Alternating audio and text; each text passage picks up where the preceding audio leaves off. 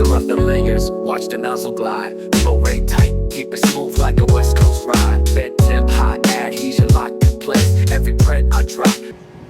Hey guys, what's up? Roger here, and welcome to 10 Mile Creations.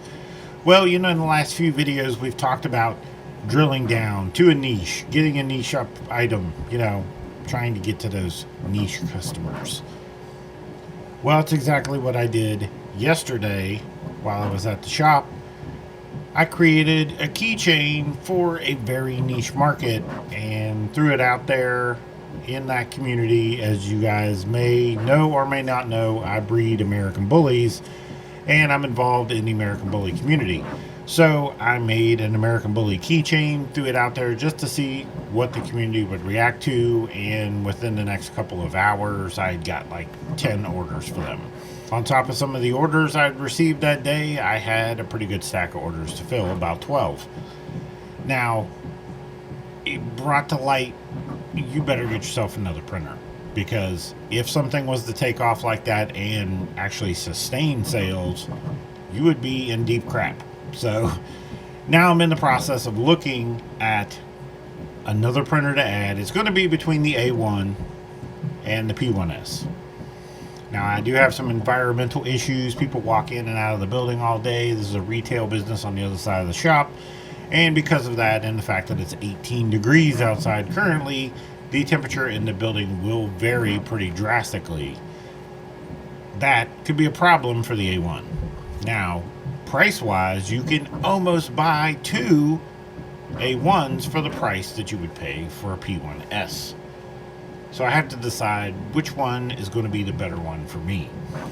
In reality, most of the day, because my keychains all but about, I think there's 2 orders sitting back there that I haven't filled yet because I actually ran out of rings. I used all my rings. So I had to order some more rings. And so I've been obsessing pretty much all day with this, which is just a simple holder, mounts to the wall, and it holds my U-line tape gun. And this is like the 3rd version of it, and this one technically works, but there were some things about it I didn't like. So I'm printing the 4th version right now. Actually created it in Fusion 360, went back in, made some modifications, and that's the thing that drives me nuts. I'm just better off than starting all over.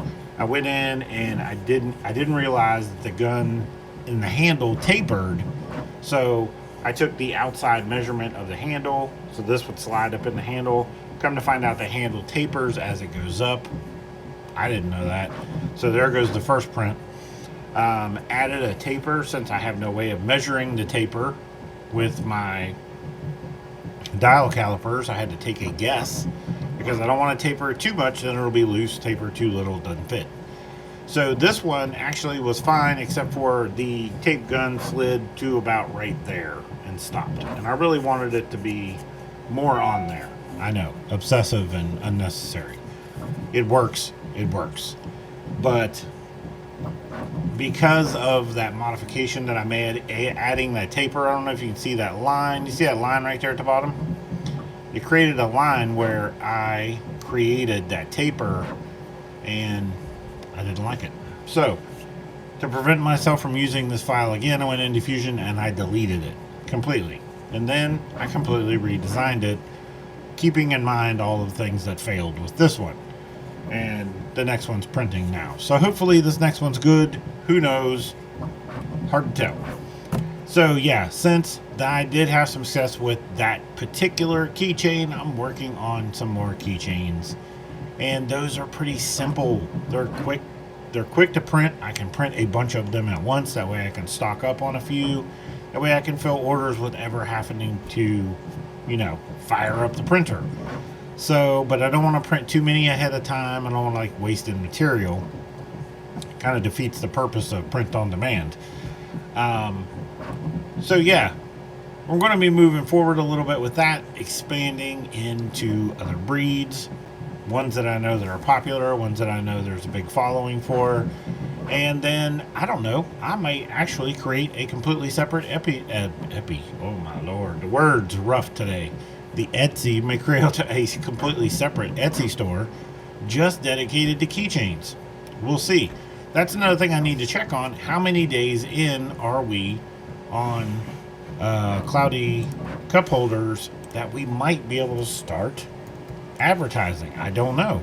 You know what? I haven't checked lately. I knew that I had so many days to go, but I wasn't 100% sure. I'm going to sign out right now, and I'm going to sign back in to that account, and let's see, can we start advertising yet? It's so funny because the universal cup holder, the original cup holder I did, has, well, it says 20 plus people have it in their cart, right? So I don't know what that means exactly, but let's go down here to marketing, Etsy ads. You have 3 days left. I have 3 days left.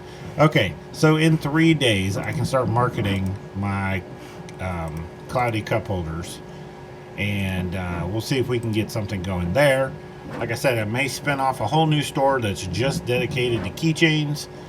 So I'll do keychains and cup holders, and then the original 10 Mile Creations. It kind of is turning into like the testing ground or the feel it out thing, right? So I'll put products on there. I'll put 3 or 4 different products on there, and if it starts to get popular, then my brain's like, okay, let's blow that out into a different store. I don't know. We'll see if that works. But that's it for today, guys. Didn't want to make a super long one just going off on a rant, but that is what it is sometimes. So hopefully my tape holder is done on this next print, and I'm happy with it, and I won't obsess too much about it. And yeah, that's it. Little keychain success has got me worried that maybe it's time to step it up.